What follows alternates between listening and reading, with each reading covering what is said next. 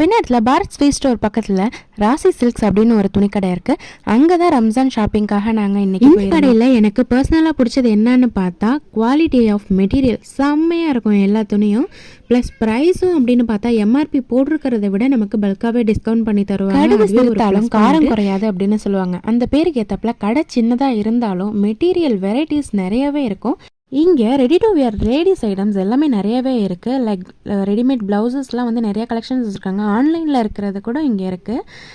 T shirt, shirts, இந்த மாதிரி rolled shirts, branded shirts நிறைய டைப் வச்சுருக்காங்க. மெட்டீரியல் எல்லாமே நல்லாயிருக்கு. காஸ்ட்டும் வந்து ரீசனபிளாக இருக்குது.